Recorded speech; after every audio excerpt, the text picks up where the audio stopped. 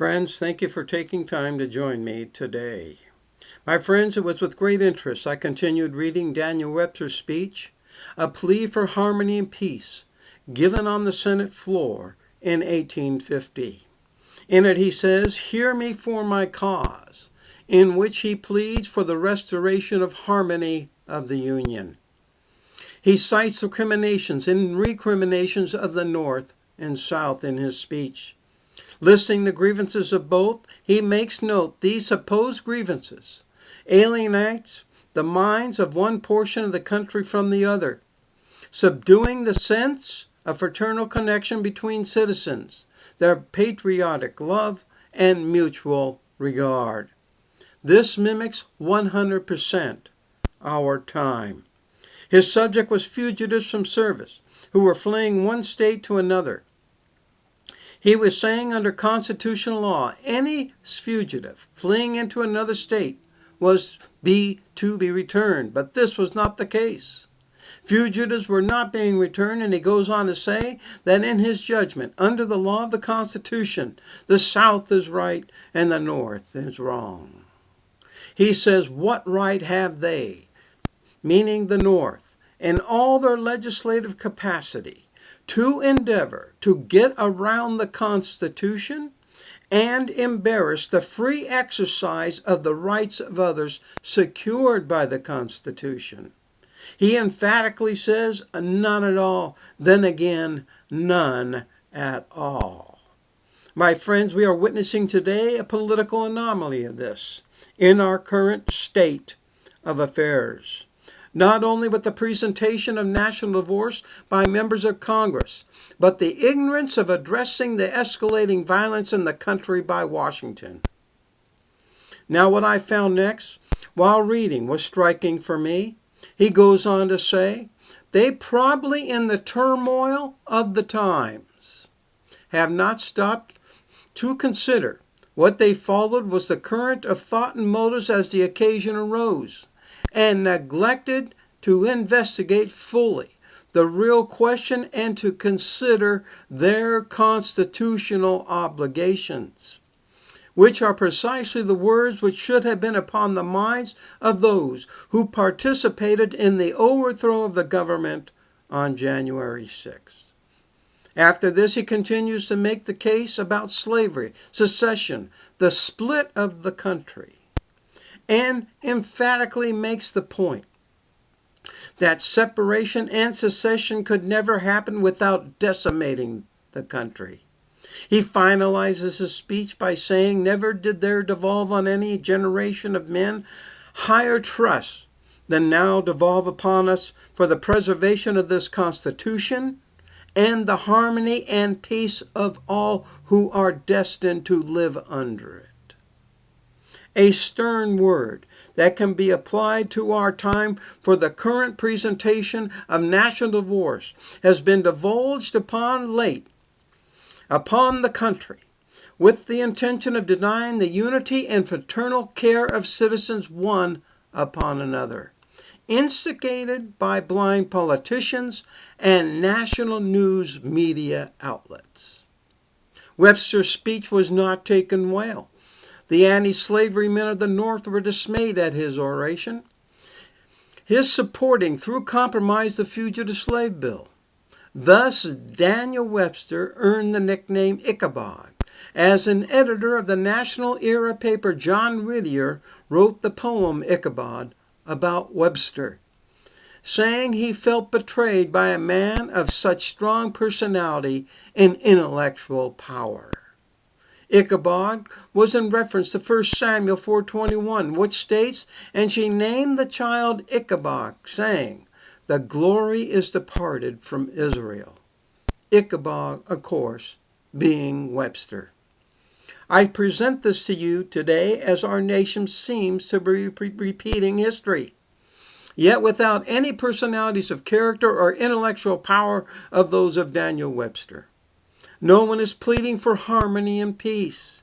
No one is pleading for the constitutional rights of citizens to live in jurisprudence, denying the rights of violence as a power in our country.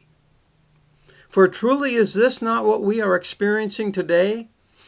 Is not the criminal and the politician saying they have a right to perform violence upon a free society? Just as the fugitives from service said they had a right to flee to another state and not be returned according to law? Is not the political mindless menace of our time saying they have the right to decimate and overthrow the country despite the constitutional law of treason? Waging war against the citizens of the United States by insurrection and secession? Does not the criminals say they have the right to walk anywhere in the United States and perform a mindless, violent act? Nowhere is it written that the power of violence has the right to subdue the United States and its citizens, to bind and enslave their country or society. When this is enforced or suggested, it is a premeditation to break the law, a premeditation to commit a crime. Where are the wise men of the country? Where is the plea for harmony and peace? Where is the Senate concerning constitutional law? Where are the legislative bills that should be introduced, forcing education of our children on what violent crime and betrayal of country is and what the consequences are? How is it we have sex education, but we do not educate our children on destructive behavior that leads to violent crime and the destruction of a free society? When FDR came along, he changed the face of the nation by becoming the newsmaker of the country. He made Washington the focal point of American life. FDR's Washington determined how people worked, how much they made, where they lived, and what they ate. The country was ready for the old guard to leave, and society was ready for political and economic change proposed by FDR. FDR's popularity was soaring, particularly with the press. But what was hampering the power of Washington was the likes of Bonnie and Clyde, John Dillinger, Pretty Boy Floyd, Babyface Nelson, Machine Gun Kelly. Their crime sprees went from state to state, and it was making a mockery of FDR's Washington. Hoover, head of the Department of Investigation, transformed the way crime was handled in the country. It became the Federal Bureau of Investigation, now giving it the power to cross state lines into adjacent states where criminals would go to flee and hide from the law. He then made Melvin Purvis the lead investigator in pursuit of these psychopathic personalities. They sat and they set aside the experts who wanted to rehabilitate the notorious. They pursued them to eliminate them. We all know the outcome.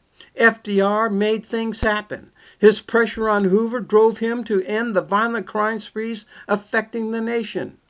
It was succinct and successful because they addressed the issue and solved it. We today seem to be far from this. Our leaders are not proposing how to curb political and violent crime in the country. We are producing criminals in society and in the political arena.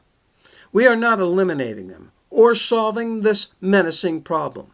It is an issue that must be addressed by Washington. Everything else must be put aside. The youth is watching the coward politicians mock the Constitution of the United States, inciting the overthrow of the very country they reside in. The youth is watching the mass shootings and violence ravaging the country, basically telling them subliminally there is no end in sight.